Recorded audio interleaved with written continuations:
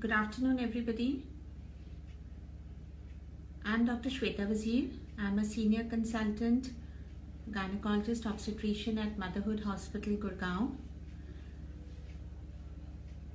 Today, I'll be taking you together through your pregnancy care, and I will be giving you some tips that how, as a couple together, we can work towards a healthy mother and a healthy baby in the end.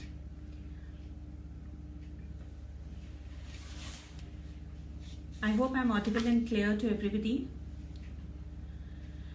Pregnancy is a very unique and amazing journey that brings about many changes and challenges in a woman's life. So it is very important to prepare for the arrival of your baby and to have a nice bonding with your partner and with a growing baby. The preparation for this arrival, it starts right from the time when you start thinking that you want a pregnancy. Unfortunately, the incidence of unplanned pregnancies in our country is as close to 60 to 80%. So what is really important is when you have the first thought of pregnancy, please approach your doctor so that the doctor can see that whether you are medically optimized to become a parent.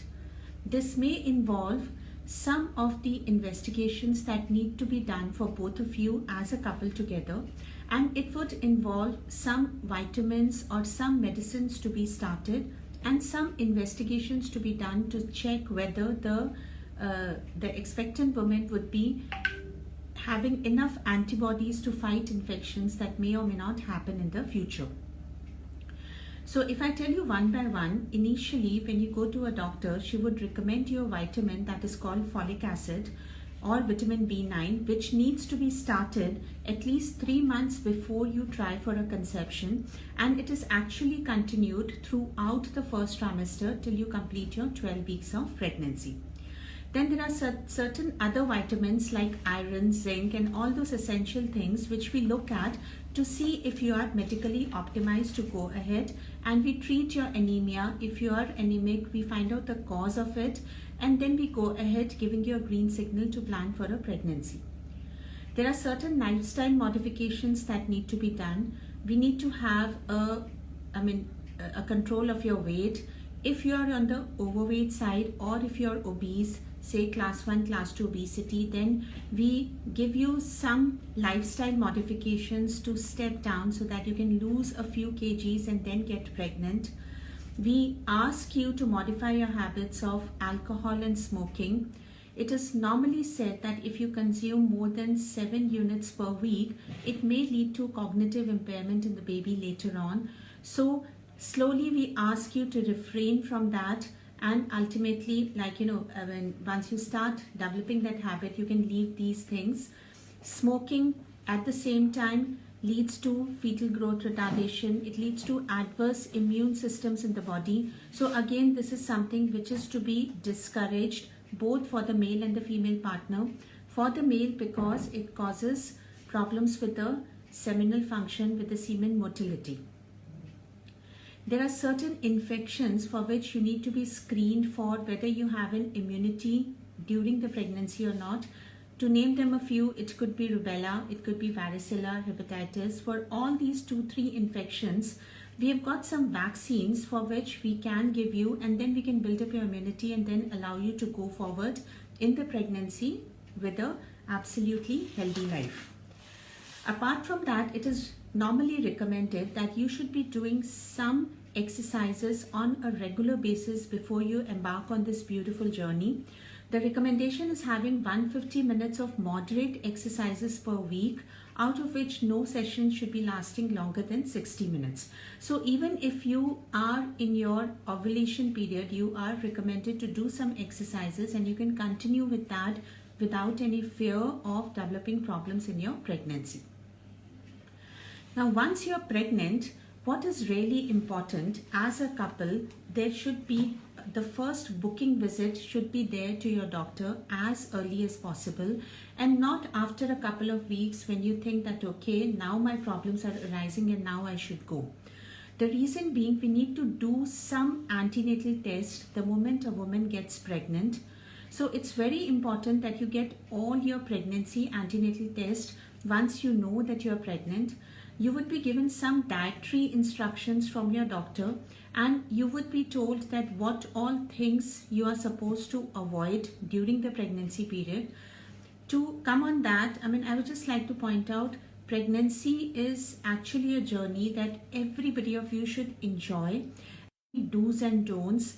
It's just that we tell you to have certain restrictions of very small things that needs to be avoided, and otherwise most of the things are permitted to be taken in moderate quantities. Now it's live, huh? Okay, I think, sorry, we got disconnected. So what I was talking is, when you enter the first trimester, there are three important things that we cannot allow you to go ahead with. One is alcohol, smoking, and caffeine. Why we say no to caffeine is because in the first trimester, it may lead to some birth defects, and later on it doesn't allow the baby to grow at the required pace. So we'll end up having growth retarded babies. So ideally, what is permitted is not more than 200 milligrams of caffeine per day. But then you need to understand that there could be hidden caffeines in chocolates, in cakes, pastries. So just keep in mind when you go ahead taking these substances in pregnancy. Subsequently, when you enter the second trimester, again, there are certain do's and don'ts, but they are very subtle. You don't need to be very anxious about it. Second trimester is a beautiful journey where the blues of pregnancy, your nausea, vomiting, everything else subsides. But what is really important in the second trimester is get your scannings done. The anomaly scan should be done at around 19 to 20 weeks, where you actually figure out whether the baby is structurally developing normally. We do start you on some antenatal exercises. Most of the hospitals will have beautiful programs on that. You can just enroll with them, and the pregnancy exercises would help you go ahead in this journey without any aches and pains. Certain things like, you can start taking care of your skin in the form of moisturizing your belly, moisturizing your breast area, your hands and legs, because the skin tends to be very dry in pregnancy. So using any good moisturizer, you may not spend too much on the creams, but anything which suits your body well. It could be a simple thing as a coconut oil. That would also be very good to prevent the stretch marks in pregnancy. You should be avoiding heat strokes the way it is bad summers in North India. Any environmental toxins need to be avoided. Regarding dental procedures, we normally tell our patients it's okay to go ahead with any dental procedures during the second trimester. But of course, you should keep your obstetrician informed so that she can keep a check on it, that what all medicines can be taken or not. Now, as we move ahead in our journey in the third trimester, that is after 28 weeks of pregnancy, what is really very, very important is keeping a track of your baby movements. Now, once you cross 28 weeks, ask your obstetrician what is the guide on the baby movements. Normally, we say that as an expectant woman, you know by now that how much a baby is moving. Now, suppose a particular day you are getting a little worried that today my baby is not moving so well. What are you supposed to do? You will take a glass of juice or eat something sweet. You will lie on your left side and you will concentrate on the baby movements. If you get around 8 to 10 movements in 2 hours, the baby is doing absolutely fine.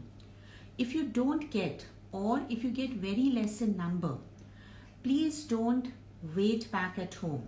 After 28 weeks, it's really very, very important that you convey to your obstetrician if the baby is not moving well. You can come over to the hospital. We look at the graph, what we say, the cardiotocography machine, and we try to figure out what is the movement of the baby inside the uterus, and accordingly an action is taken. So this is regarding the baby movements. Third trimester is a very good time to gear yourself up with the exercises. You need to have that 3 to 4 kilometers of minimum walk every day. if your body has been used to this kind of walk, please increase it further to maybe, somewhere between 6 to 8 kilometers. You need to be very regular with your breathing exercises, because this is what helps you at the time of when you push out the baby, when you are going for a vaginal delivery. Plus, the breathing exercises actually help you combat the stress of the third trimester as well. We do say you're not supposed to run during the walks, but it should be a brisk walking, and it should not be that slow that you are gossiping with your friend and then walking. It should be a little brisk walk. You should not be dehydrated during your exercises, so ensure that you're carrying some fluid along with you, and in between you're able to sip water, so that even in these harsh summers, it is very, very easy to combat the stress of all the exercises that you're taking in pregnancy. Then very important thing is, in the later part of the third trimester, please pack your bags. You need to be in that situation that anytime if an emergency arises, I would be able to leave my home and get myself admitted in the hospital. You normally would get a guide from your hospital that what all needs to be packed in the bag, but this should be there. Another, a very important thing is preparing your home. Like, in the home, you need to create room for the little wonder who's been coming over. So you need to make some room in the, some space in your room where you need to have a cupboard, or you need to keep some space over there. So preparing your home, stocking up things, maybe if you are not in a joint family and if you don't have a good support system at home, so maybe stocking up your kitchen with the groceries, with the necessary resources, or putting them in the shopping cart. All those things are some preparations what you can make. So one very important thing before I go further to the topic of labor and delivery is, I would like to discuss the screening in pregnancy separately. Very important. And the screening in pregnancy is basically to rule out any genetic and congenital abnormalities in the baby. How we do that is, when you book yourself with your doctor, she would be telling you that around somewhere at the end of the first trimester, when you are in somewhere between 11 to 13 weeks, we would be getting a level 1 ultrasound done, and plus we would be getting a blood test which is called double marker. Now this double marker test is to rule out some trisomies like trisomy 21, what we say Down syndrome, and there are 2-3 other syndromes that need to be ruled out. They are screening tests which helps to identify the high risk patients. But they are not such tests that tell us with 100% level of confidence that this patient will be having this particular baby with a syndrome. So what these screening tests are letting us know is that filter out the patients whom we need to investigate a little further. So once we do your level 1 ultrasound and we do your Down syndrome screening, the blood test, then we move ahead further, and around 19 to 20 weeks we do your level 2 ultrasound. If we get all these 3 normal, then we know that okay, there is around say 98% assurance that the baby is seemingly all normal. Now there is another non-invasive test, what we say an NIPT, that is a non-invasive prenatal diagnostic test. This test, what the concept is that it detects the DNA in the mother's blood, the fetal DNA in the mother's blood, and it helps us to identify if we are dealing with any abnormal chromosomes. So this is another way how we can find out whether we are dealing with an abnormal baby, right? Then there are other invasive tests, what we say a chorionic villus sampling, amniocentesis. These are to be done only once your obstetrician says that okay, there is some problem with the screening test and we need to investigate further. But all said and done, what I want to emphasize is that it's really important to go ahead with all the screening tests so that the obstetrician can tell you with an assurance that okay, the baby is doing normally. Okay, so in between we got digressed from the topic. Now we have discussed about the first, second and the third trimester. Now a very common question that has been asked to doctors very commonly is that, doctor, how can I have a normal delivery? So in order to deliver vaginally, see, what is really important is, number one, know the process. I mean, you really need to educate yourself on what the normal delivery involves, because you hear so many stories from people around you.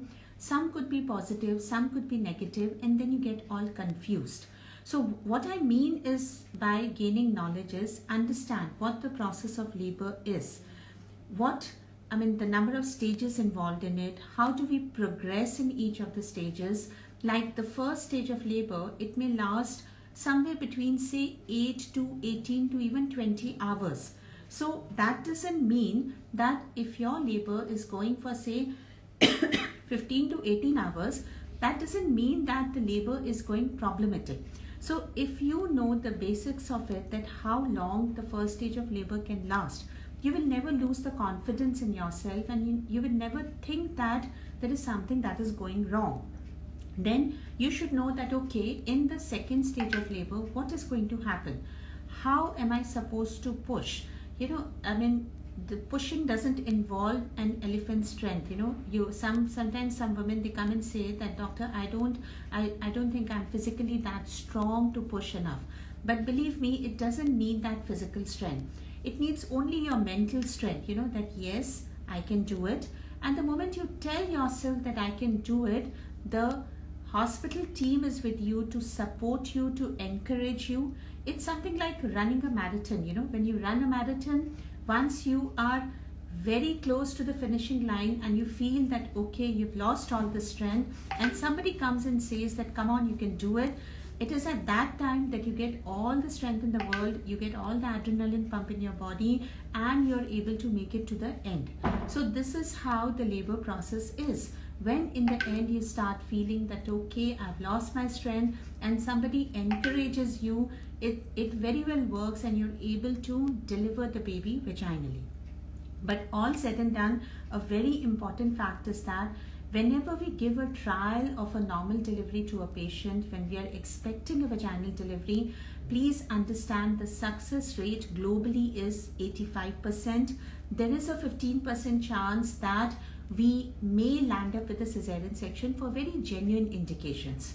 So whenever you're giving a trial, be open to the fact that, okay, such things might happen when the things may not be going as per our plans, and we might land up with a cesarean section. The ultimate outcome of every pregnancy is a healthy mother and a healthy baby. So what is really important is that the mode of delivery should be selected in a very rational way, and then we should proceed ahead with it. Now, if I talk about the partner's involvement, now as a husband, how you can contribute is that during the process of pregnancy, you need to be having a good listening ear to your wife, to what her problems are. You need to accompany her for all the antenatal visits as much as possible. Maybe your work commitments may not allow.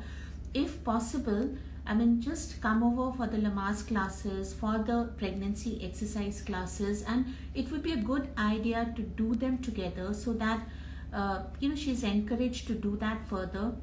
Maybe you can accompany her for a few walks every day, so that she gets the motivation to be pushed every time.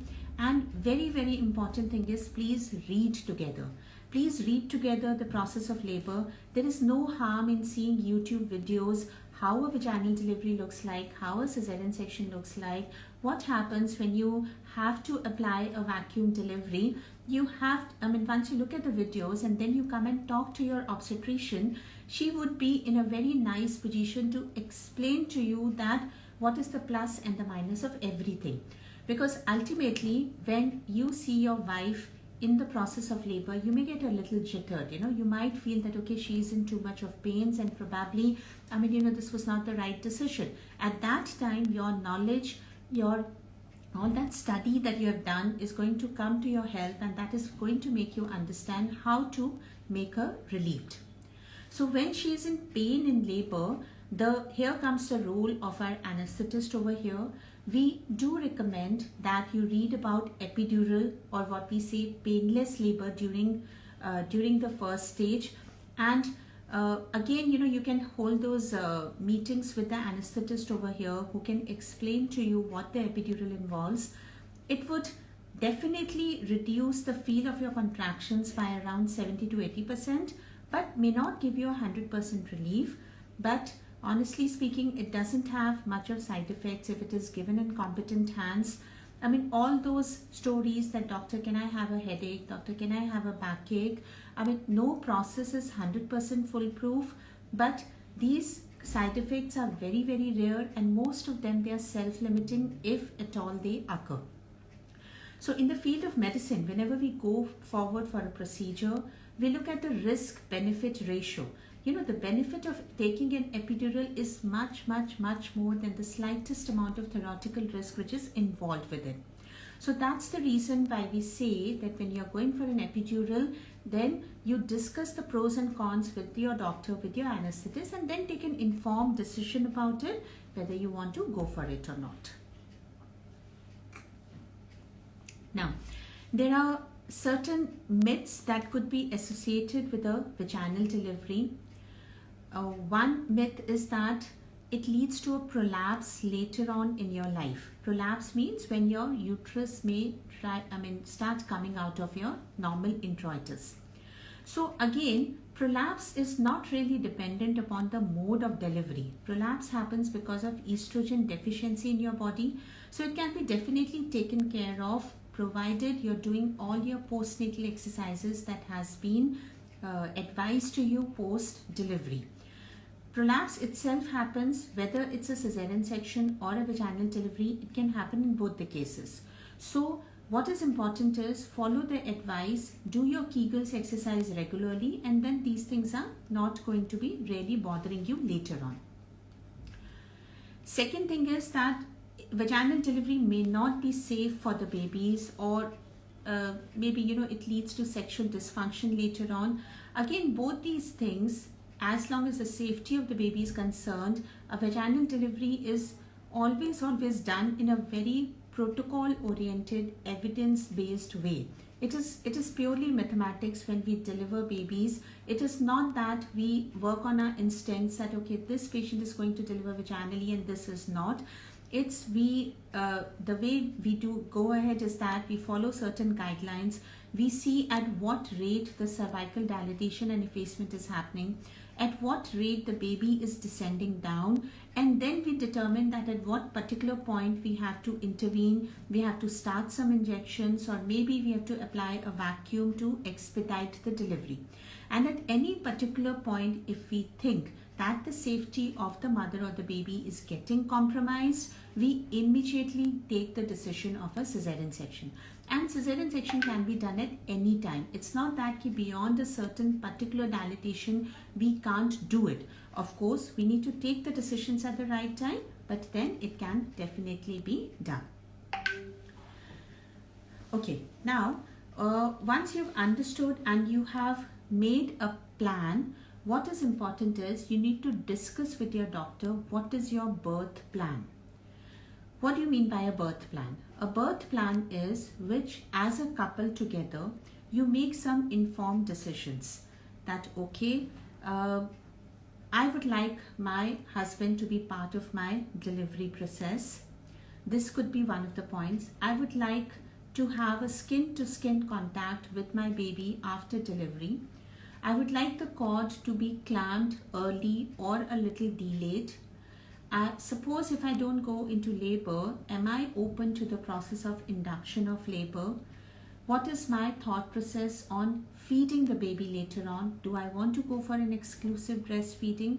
So these are the points. If you Google them, you will come across something what we look at a birth plan. And we would really want you all to, towards the the later part of your third trimester, discuss with your obstetrician that what is the birth plan that we are looking at, and put forward your request and see what is practically possible and what is not. So that gives you a confidence level that okay, when we are going ahead, this is what is going to happen step by step, one after the other.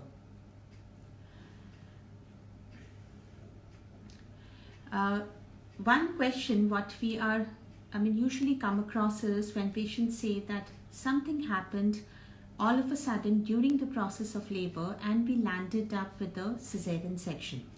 So what is that thing? Please try to understand. If we say that if we are doing a trial of a vaginal delivery, there would be 85% chance of a vaginal delivery but 15% chance of a cesarean section.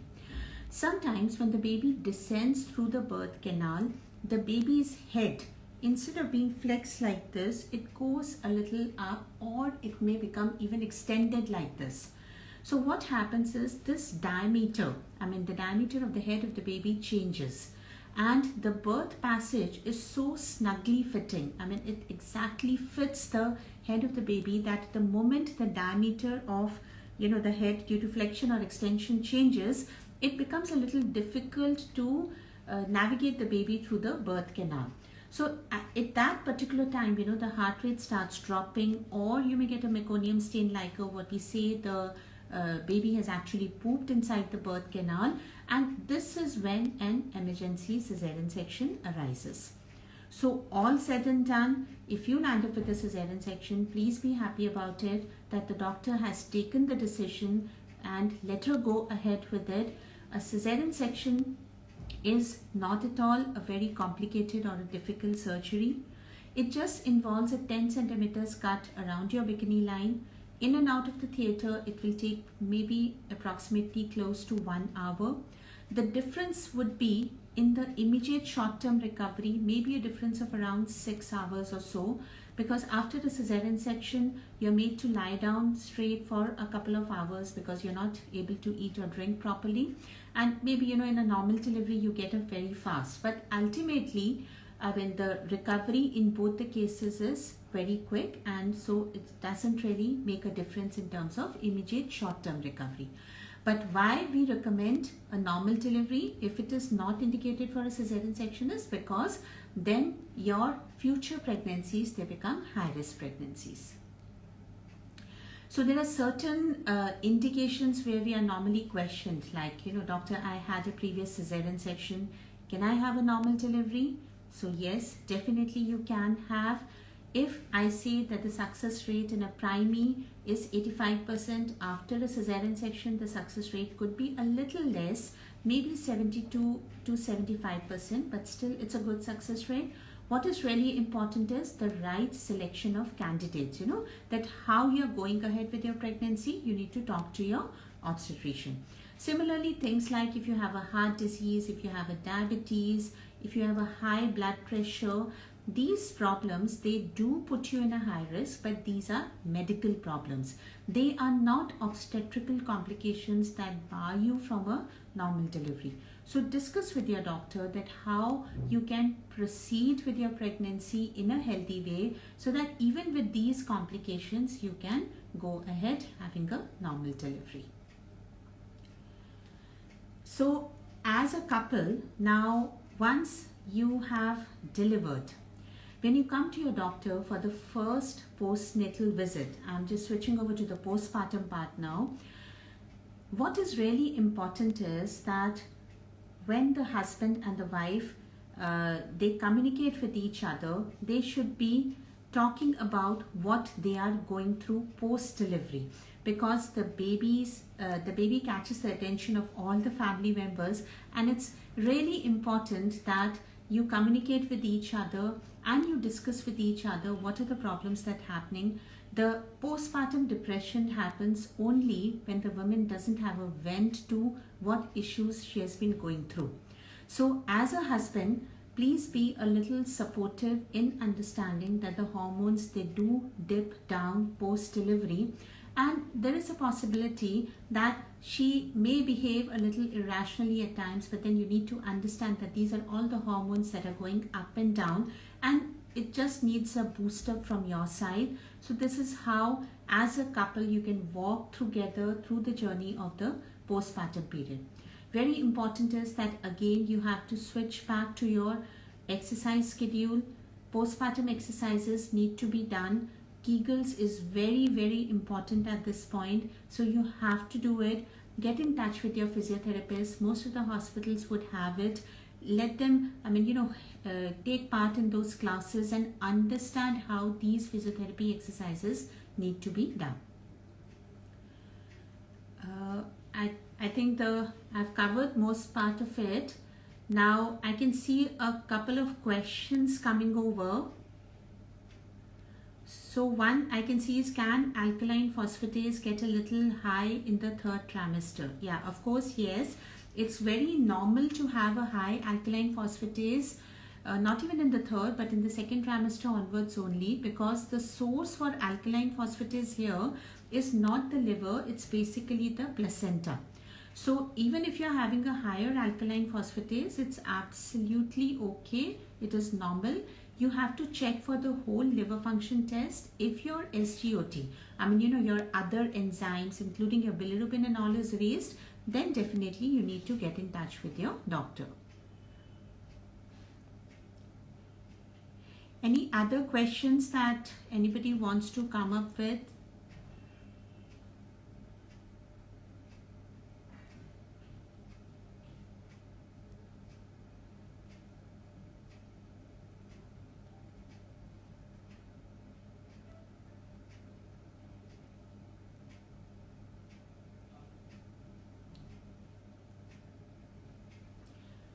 Okay, there is a question that what is a Kegel's exercise? See, Kegel's exercise, it's difficult to say on a video chat like this, but you can just Google that up. What it basically involves is, you need to contract your lower muscles from where you pass urine and stool, and you need to hold them tight for a few seconds and just release them after that.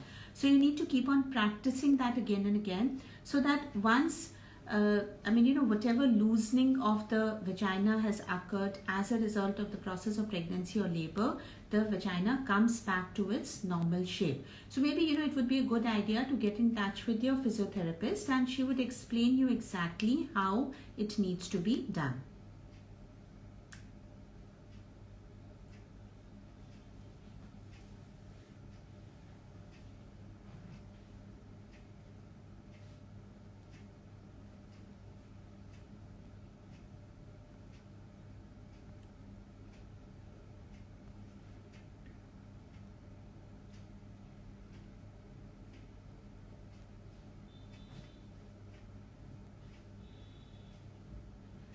Okay, so there is a question that it's my first pregnancy and I'm in my 35th week. When can I expect my delivery?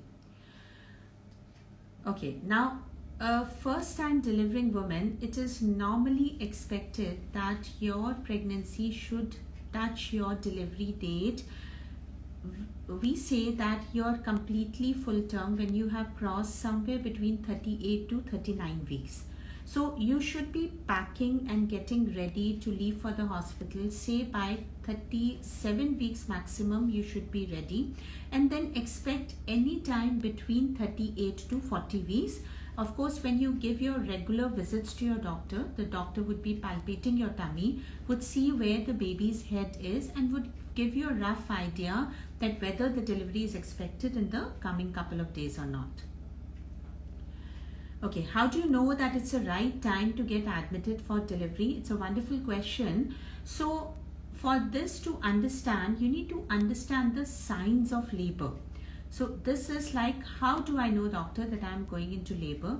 Number one is you need to look at that, am I having a pain?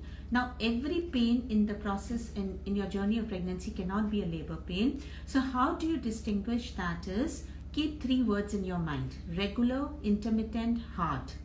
If I am getting a pain that is coming at intervals, it is not a regular pain. Say for example, you got up in the morning with a backache and it is just not going away for the next 1 hour or so, I know that it cannot be a labor pain, because labor pain comes and goes. The second important thing is, it is regular. That means it would come, stay for a few seconds and then go away. So it is at intervals. There could be a set pattern, like initially it started coming at every 40 minutes, then it came a little closer, started coming every 20 minutes, and then it came further closer, it started coming every 10 minutes. And at the time when the pain comes, the lower part of your tummy becomes a little tight. So that is why we say is that the tummy becomes hard. It may not be a very excruciating pain when you are at home, because in the initial first few hours of the first stage, the labor pain is just a discomfort. So what is your idea of coming to the hospital would be the right time. If you stay within, say, 1 to 2 hours distance from the hospital, the right time would be when you start getting pains every 10 to 20 minutes. Don't come very early also, because that raises an anxiety. But of course, if you're a little further away, talk to your obstetrician that okay, how much time I have, and she'll tell you accordingly. The second important sign that you may go into labor in the next couple of hours is what we call show. Initially, what a show is, it is a blood-stained mucoid discharge through your vagina. So initially, when you have a discharge through your vagina, it's whitish. But when it becomes a little pinkish in color, that means the bleeding from your cervical vessels, they get mixed with the white discharge that comes from your vagina, and that gives a pinkish color. So this is what we call show. So whenever you start getting a show, it doesn't mean that the baby is going to pop out. It only means that somewhere between 1 day to 1 week, you may go into labor. So again, update your obstetrician on the same, and she will guide you when you need to come over. The third important sign that you need to look for is leaking. Am I having a water bag rupture? Now, leaking doesn't mean that, again, that the baby is going to pop out immediately, but it could mean that is either a hindwater rupture or a forewater rupture. That means what? The water bag may have ruptured from the front or from the back. So if it is a forewater rupture and if you're lying in a pool of water, definitely you're not going to miss upon it. But if it is a hindwater rupture, you may typically say that doctor, maybe a couple of hours back it was leaking and now it is not. So in that case, we definitely want you to call to the hospital. We want to examine that, okay, whether you are genuinely leaking, and then accordingly we can take an action. Now suppose your water bag ruptures also, it doesn't mean that you have to pull out the baby immediately. It just means that we give you a couple of hours to go into labor, and then we decide that, okay, do we need an induction, or we have to really take out the baby if it is needed immediately. Okay, so 3 things to be kept in mind: the pain, show, that is the blood-stained discharge, and leaking. And of course, if you don't feel the baby movements, you need to be reporting to the hospital immediately. Okay, there is a question: can baby position change from transverse lie to normal close to delivery? Yes, of course, yes. It would depend upon a lot of factors otherwise. What is the amount of liquor inside, why the baby was in a transverse lie. Did you have any fibroid? Did you have a low-lying placenta? So again, possibility, yes, it can change, but speak to your obstetrician about it, that is there a cause to why the baby is in transverse lie? Because normally the most common position of the baby would be a head down, the cephalic position, right?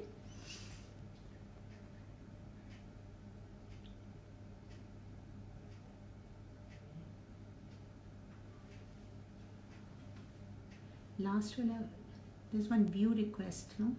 Should be Shanta. View. Okay.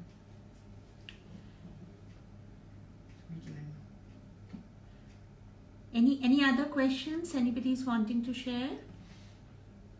Otherwise, we could end the session.